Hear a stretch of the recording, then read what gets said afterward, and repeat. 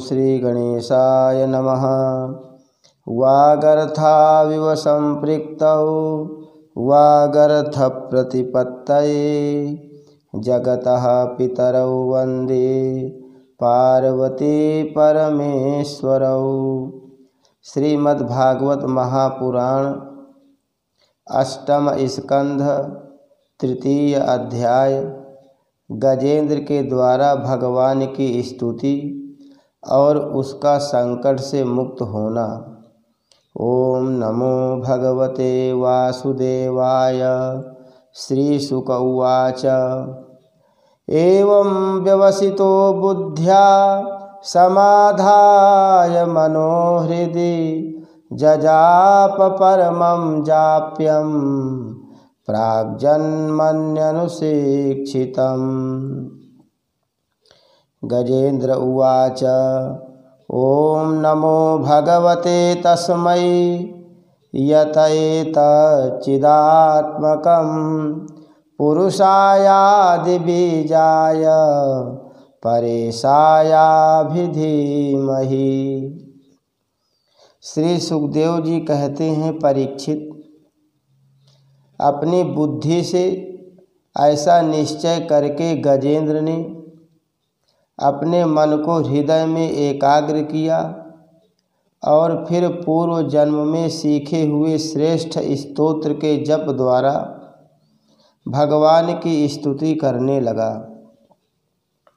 गजेंद्र ने कहा, जो जगत के मूल कारण हैं और सबके हृदय में पुरुष के रूप में विराजमान हैं एवं समस्त जगत के एकमात्र स्वामी हैं, जिनके कारण इस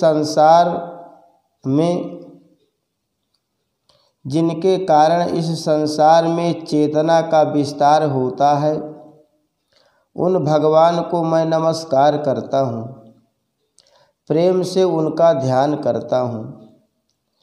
यह संसार उन्हीं में स्थित है, उन्हीं की सत्ता से प्रतीत हो रहा है, वे ही इसमें व्याप्त हो रहे हैं और स्वयं वे ही इसके रूप में प्रकट हो रहे हैं। यह सब होने पर भी वे इस संसार और इसके कारण प्रकृति से सर्वथा परे हैं।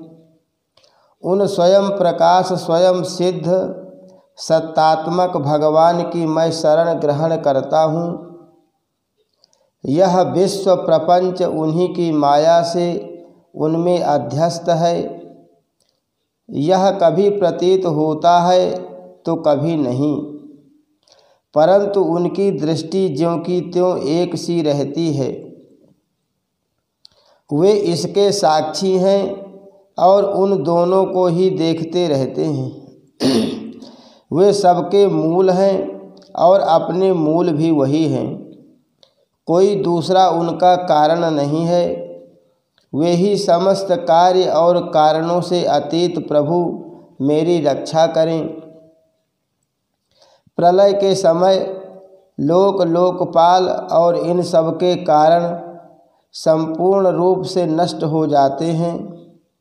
उस समय केवल अत्यंत घना और गहरा अंधकार ही अंधकार रहता है, परंतु अनंत परमात्मा उससे सर्वथा परे विराजमान रहते हैं। वे ही प्रभु मेरी रक्षा करें। उनकी लीलाओं का रहस्य जानना बहुत ही कठिन है। वे नट की भांति अनेक वेश धारण करते हैं। उनके वास्तविक स्वरूप को न तो देवता जानते हैं और न ऋषि ही। फिर दूसरा ऐसा कौन प्राणी है जो वहाँ तक जा सके और उसका वर्णन कर सके। वे प्रभु मेरी रक्षा करें।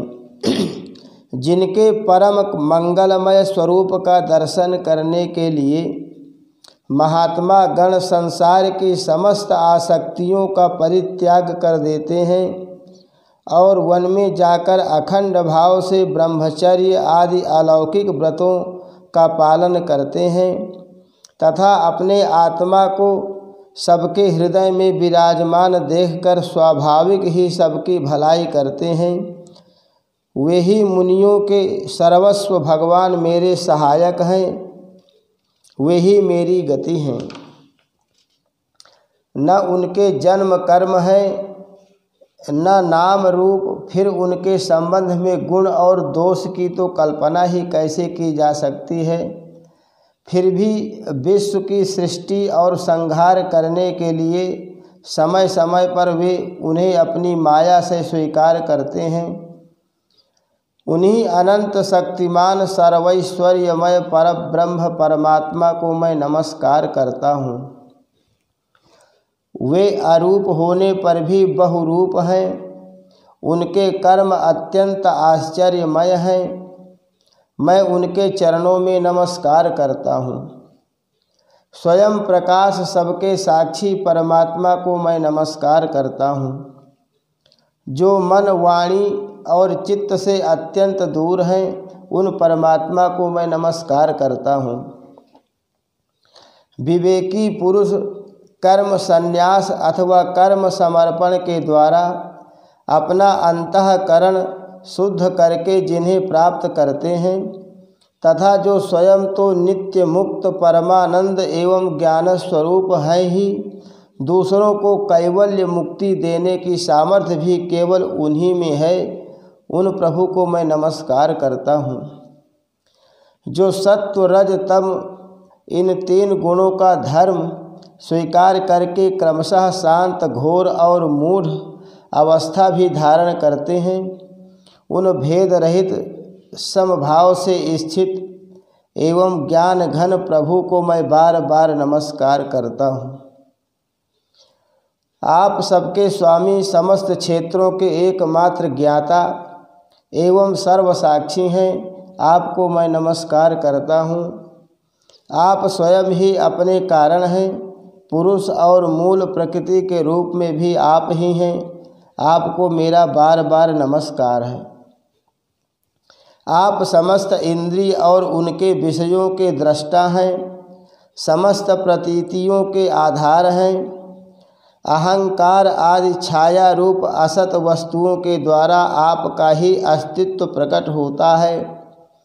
समस्त वस्तुओं की सत्ता के रूप में भी केवल आप ही भास रहे हैं। मैं आपको नमस्कार करता हूँ। आप सबके मूल कारण हैं, आपका कोई कारण नहीं है, तथा कारण होने पर भी आप में विकार या परिणाम नहीं होता, इसलिए आप अनोखे कारण हैं। आपको मेरा बार बार नमस्कार है। जैसे समस्त नदी झरने आदि का परम आश्रय समुद्र है, वैसे ही आप समस्त वेद और शास्त्रों के परम तात्पर्य हैं। आप मोक्ष स्वरूप हैं और समस्त संत आपकी ही शरण ग्रहण करते हैं। अतः आपको मैं नमस्कार करता हूँ। जैसे यज्ञ के काष्ठ अरणि में अग्नि गुप्त रहती है, वैसे ही आपने अपने ज्ञान को गुणों की माया से ढक रखा है। गुणों में क्षोभ होने पर उनके द्वारा विविध प्रकार की सृष्टि रचना का आप संकल्प करते हैं। जो लोग कर्म संन्यास अथवा कर्म समर्पण के द्वारा आत्म तत्व की भावना करके वेद शास्त्रों से ऊपर उठ जाते हैं, उनके आत्मा के रूप में आप स्वयं ही प्रकाशित हो जाते हैं। आपको नमस्कार करता हूँ। जैसे कोई दयालु पुरुष फंदे में पड़े हुए पशु का बंधन काट दे, वैसे ही आप मेरे जैसे शरणागतों की फांसी काट देते हैं। आप नित्य मुक्त हैं, परम कल्याणमय हैं और भक्तों का कल्याण करने में आप कभी आलस्य नहीं करते। आपके चरणों में मेरा नमस्कार है। समस्त प्राणियों के हृदय में अपने अंश के द्वारा अंतरात्मा के रूप में आप उपलब्ध होते रहते हैं। आप सर्वैश्वर्य पूर्ण एवं अनंत हैं। आपको मैं नमस्कार करता हूँ। जो लोग शरीर, पुत्र, गुरुजन, गृह, संपत्ति और स्वजनों में आसक्त हैं, उन्हें आपकी प्राप्ति अत्यंत कठिन है, क्योंकि आप स्वयं गुणों की आसक्ति से रहित हैं। जीवन मुक्त पुरुष अपने हृदय में आपका निरंतर चिंतन करते रहते हैं। उन सर्वैश्वर्य पूर्ण ज्ञान स्वरूप भगवान को मैं नमस्कार करता हूँ। धर्म, अर्थ, काम और मोक्ष की कामना से मनुष्य उन्हीं का भजन करके अपनी अभीष्ट वस्तु प्राप्त कर लेते हैं। इतना ही नहीं, वे उनको सभी प्रकार का सुख देते हैं और अपने ही जैसा अविनाशी पार्षद शरीर भी दे देते हैं। वे ही परम दयालु प्रभु मेरा उद्धार करें।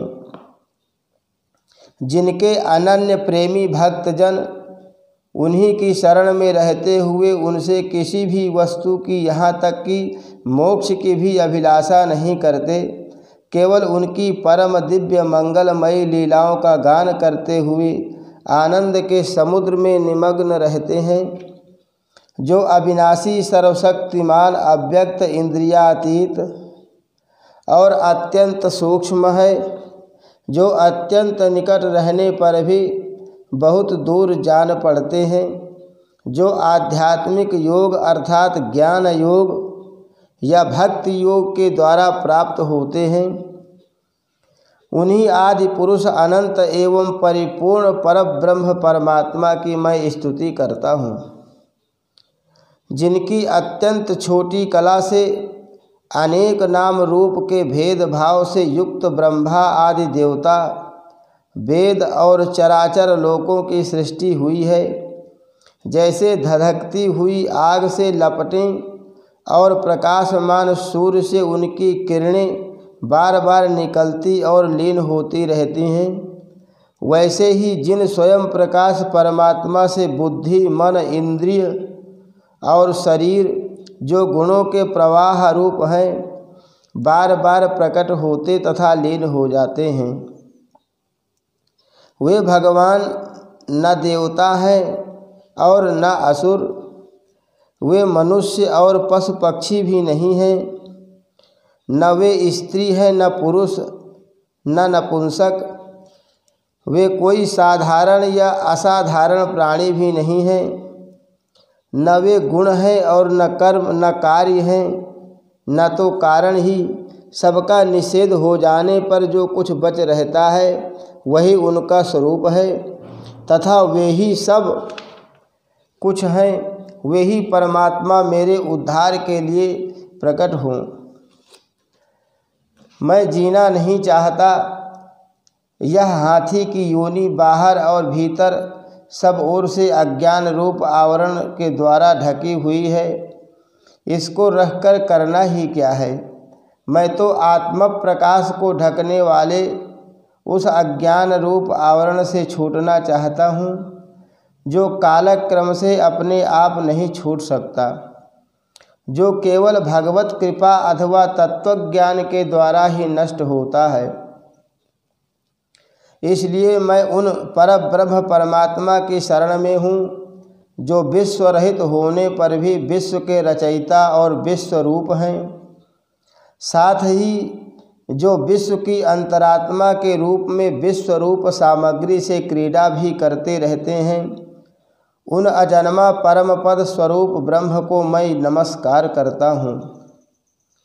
योगी लोग योग के द्वारा कर्म वासना और कर्म फल को भस्म करके अपने योग शुद्ध हृदय में जिन योगेश्वर भगवान का साक्षात्कार करते हैं, उन प्रभु को मैं नमस्कार करता हूँ।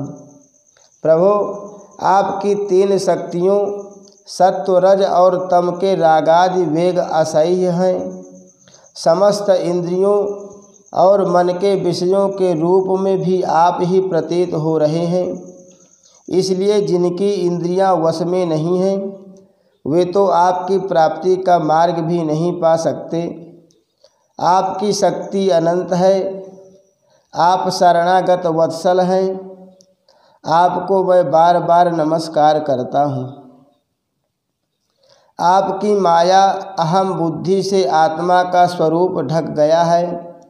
इसी से यह जीव अपने स्वरूप को नहीं जान पाता। आपकी महिमा अपार है। उन सर्वशक्तिमान एवं माधुर्य निधि भगवान की मैं शरण में हूँ। श्री सुखदेव जी कहते हैं, परीक्षित, गजेंद्र ने बिना किसी भेदभाव के निर्विशेष रूप से भगवान की स्तुति की थी।